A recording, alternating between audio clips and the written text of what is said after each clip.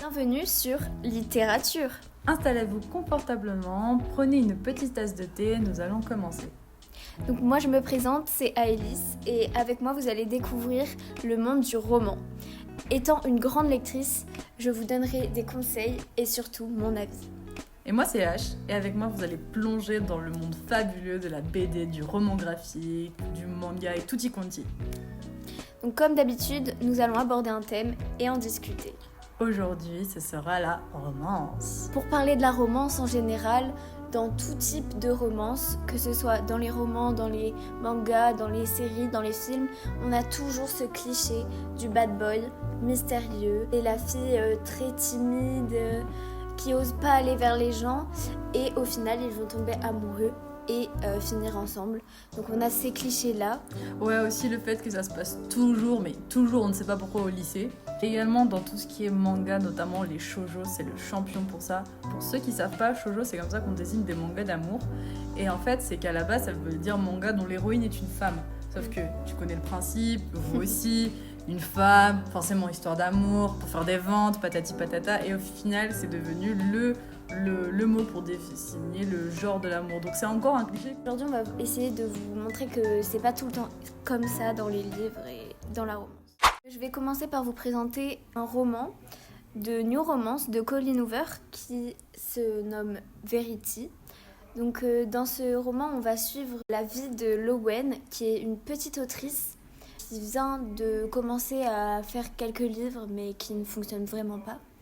Et on va aussi apprendre dans cette histoire qu'il y a Verity, donc elle c'est l'autrice la plus populaire, la plus connue dans le pays où vit Lowen. Donc elle vient d'écrire, elle a commencé une saga de livres, sauf que malheureusement elle n'a pas pu la terminer car elle est tombée malade, elle est paralysée, elle ne peut plus du tout bouger et elle est dans le coma en soi. Donc Lowen, elle accepte la proposition de continuer. Et en acceptant, elle va devoir aller chez cette Verity pour pouvoir faire des recherches et savoir comment écrire comme elle.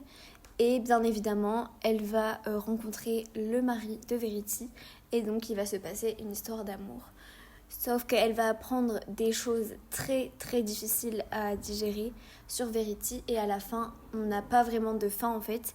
C'est une fin avec beaucoup de suspense. En fait, on sait pas comment ça termine, quoi. C'est un peu bizarre. Ouais, c'est ça. Mais il y a une suite ? Non, justement, il n'y a pas de suite, donc on finit en fait dans sa tête, je pense. Ouais, donc en gros... Tu crois ce que tu veux. Ça nous laisse l'imagination, Exact. C'est plutôt cool. Bah sinon, ça a l'air très intéressant, mais tu conseillerais plus pour quel âge, quel type de personne Alors, je conseillerais plus pour des adolescents de 15 ans, parce qu'il y a des scènes vraiment très explicites et très gore aussi. Ça peut être vraiment choquant et traumatisant de lire ça, surtout que dans l'imagination, on ne sait pas à quoi s'attendre. Aussi, où on peut le trouver et quel prix pour ceux qui s'intéresseraient, justement Justement, on peut le trouver partout parce que Colleen Hoover, c'est une autrice vraiment très très connue dans le domaine de la romance. Et donc, on peut le trouver partout, au Furet, à la Fnac. En ligne, etc. Et à un prix abordable, c'est entre 7 et 8 euros en livre de poche. Ouais, donc en gros, c'est pour tout le monde. Enfin, oui, exact. C'est pas très onéreux. Bah sinon, à part ça, est-ce que tu aurais d'autres livres de la même autrice ou dans le thème de la romance à nous présenter ? Ouais, exactement. Donc de Colleen Hoover, alors je vous conseille énormément de lire 9 novembre. C'est un de ses meilleurs livres pour moi, c'est mon avis, mais je vous conseille vraiment de le lire, c'est vraiment incroyable.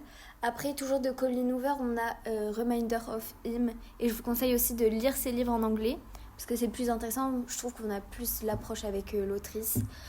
Et sinon, une autre autrice qui est super bien dans la New Romance, c'est Morgane Moncomble. Donc elle a écrit Aime-moi, je te fuis, que j'ai adoré. Et un autre, L'As de cœur aussi. Et ceux-là, ils ont une suite. Ok. On va passer au mien. Et je t'ai ramené une pépite qui m'a réconciliée avec le shoujo. Quoi, le shoujo ? Mais je pensais que t'étais énervée contre lui. Bah comme on l'a dit juste avant, à cause des clichés. Et je trouve que dans l'univers du manga, c'est encore pire que niveau des livres. Et surtout, à force, en fait, tu sais, ils rajoutent des personnages. Genre au bout du 5e tome, ils ressortent un truc avec un nouveau personnage que tu ne connais ni d'Adam ni d'Ève. qui chamboule un peu tout et à la fin du tome, bah, ils sont Tu ensemble. sais à quoi t'attendre, quoi. Ouais, voilà, en fait, c'est juste trop redondant, mais lui, pas du tout. Il a 12 tomes, il s'appelle Perfect World, et les 12 tomes se valent énormément.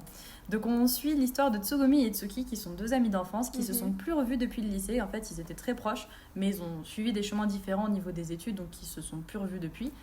Et quand ils atteignent l'âge adulte et qui travaillent en entreprise et tout, bah, ils se rencontrent par un projet commun. En fait, elle est décoratrice d'intérieur et lui est architecte. Et donc, leurs 2 agences vont faire un projet en commun. Et lors d'un dîner, ils vont se revoir, c'est trop bien. Ah, Itsuki et Tsugumi, ils sont trop contents. Jusqu'au moment où Tsugumi se rend compte que Itsuki est en fauteuil roulant. À savoir qu'à la base, pas du tout. Lui, c'est un sportif et tout. Enfin, c'était le mec populaire, un peu ce cliché-là. Le voir en fauteuil roulant, ça la choque énormément. En fait, c'est que Itsuki, il a eu un accident durant ses années d'études et il a une lésion à la moelle épinière. Et Tsugumi se rend compte tu vois, elle doit avaler la nouvelle. Mais elle n'arrive pas à l'avaler et elle est choquée de ne pas pouvoir l'avaler. Tu sais, elle est un peu perturbée, elle se rend compte que finalement, elle est un peu moins ouverte d'esprit qu'elle le pensait. Et c'est cet aspect-là que j'adore dans ce manga. C'est vraiment tous les problèmes sociétaux qu'on aborde dans cette histoire par rapport à la place de l'handicapé, que c'est nous qui créerons l'handicap et que la société est faite pour les valides et par des valides. Enfin, toute cette notion-là que j'aime beaucoup, et aussi l'aspect machiste qui est encore très présent au Japon, qui est triste, mais qui nous montre en fait des choses vraies de la vie. Et on voit que l'autrice, elle a fait énormément de recherches, que ce soit par des témoignages, mais aussi de recherches médicales au niveau des lésions à la moelle épinière. Genre, c'est très poussé, c'est vraiment ce que j'adore, et on suit toutes leurs histoires. Genre, au niveau amour aussi. Souvent, tu sais, au bout du 3e chapitre, ils sont en couple et là, tout est bien, tout heureux. Il y a juste quelques personnages secondaires qui apparaissent pour foutre la merde. Bah là, pas du tout. Ils passent de collègues, enfin, on voit la transition de collègues à amis, de amis à amoureux, et même après, les étapes qu'ils ont dans leur vie de couple. Et c'est ça que j'aime énormément, et c'est pour ça que les 12 tomes ils se valent, ils sont tous incroyables, quoi. C'est super intéressant, surtout de mettre un fait de société dans une histoire d'amour, justement. Et donc, tu conseillerais ce manga pour quel type de personne, quel âge à peu près ? Honnêtement, je dirais un peu comme le tien, pas avant 15 ans.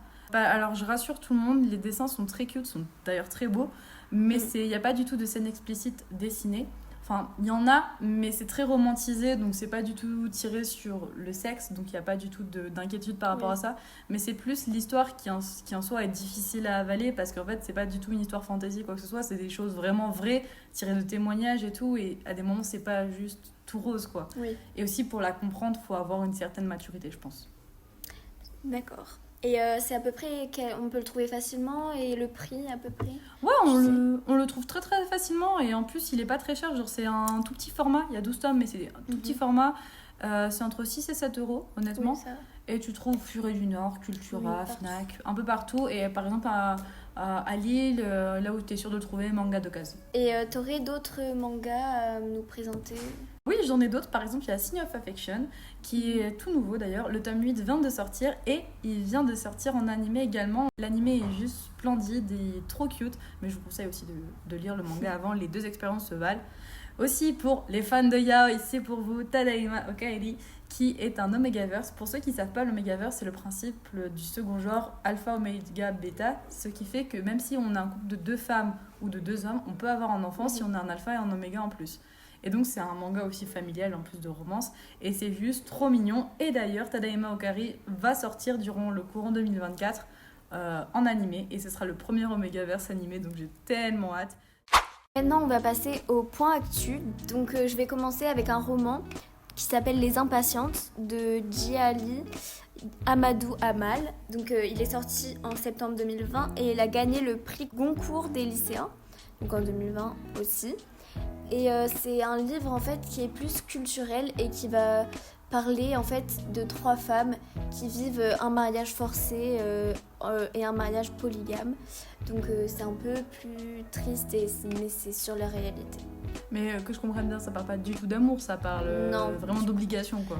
Y a un peu d'amour, mais c'est pas vraiment En fait, entre les mariages, c'est pas de l'amour. Merci de nous avoir écoutés sur Littérature. On espère vous revoir pour notre prochain épisode qui sera sur l'horreur.